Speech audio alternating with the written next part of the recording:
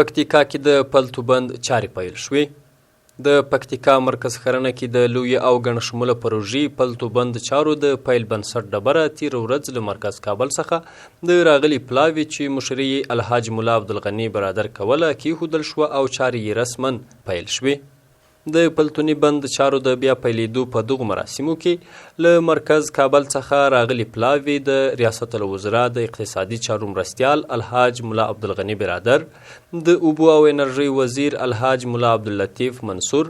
د ملي پراختیا شرکت عمومي رئیس عبدالرحمن عطاش، د پکتیکا مرستیال والی، د دې ولایت بیلابیلو ملکي او نظامی ادارو مسؤلینو، استازو او ګڼ شمېر پکتیکاوالو ګډون کړی و.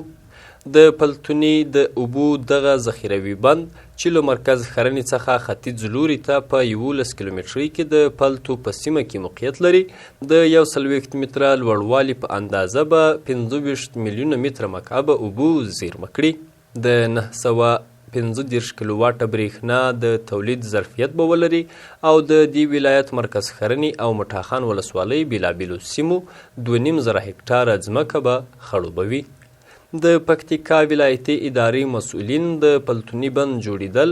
د پکتیکاوالو اساسي غوښتنه بولي چې تېره ورځ رسما د مشرانو مسؤلینو له لوري پیل او راتلونکي کې به ګټې اخیستنې ته وسپارل شي. زه د دغه نظام هغه اصلي بریا په دغه کې بولم چې موږ خپل ملت ته خدمت وکړو، د خپل ملت دپاره به زمینه برابره کړو، د خپل ملت د واسایي دپاره چې د 40 کلونو جنګ نه وروسته زموږ د مظلوم ملت په خوله کې خندا راشي. د ریاست الوزرا د اقتصادي چارو مرستیال وویل اسلامي امارت ژمن دی چې د هیواد په ګوټ ګوټ کې د متوازن انکشاف له مخې په بیلابیلو برخو کې کړنې ترسره کړي چې د اوبو د سم مدیریت په برخه کې تر بل هر وخت زیاتې لاسته راوړنې لري. د اسلامي امارت په راتګ سره د هیواد خودکفا کېدو، ټولنیز او اقتصادي پرمختګ لپاره د نورو برخو ترڅنګ له طبیعي سرچینو څخه هم درسته استفاده کیږي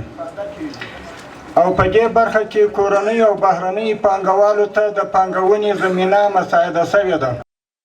د اوبو او انرژۍ وزارت مسؤلین وایي د پلتوني بند تاریخي او ګڼ شمولي پروژې د چارو د سم ترسرابي لپاره یې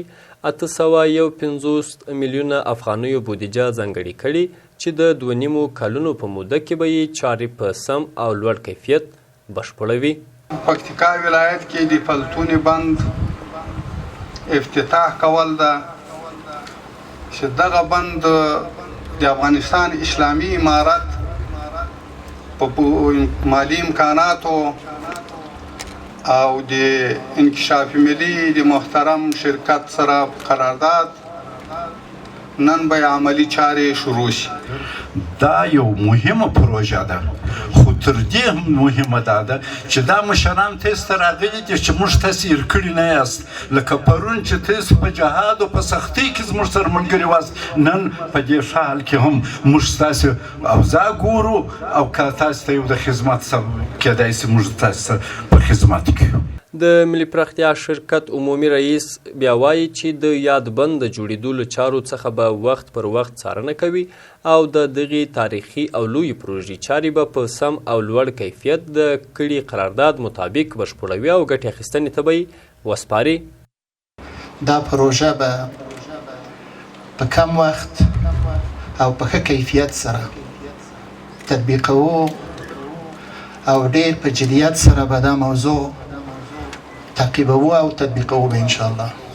د یادونې ده چې د پکتیکا ولایت ګومل فرعي سندیزي حوزې ریاست له لوري د دې ولایت په ټولو ولسوالیو کې د اوبو ذخیره کولو کوچني بندونه پلان شوي چې یو شمېر یې جوړ، یو شمېر یې تر کار لاندې او یو شمېر نور به په راتلونکي کې پیل شي او ګټې اخیستنې ته به وسپارل شي.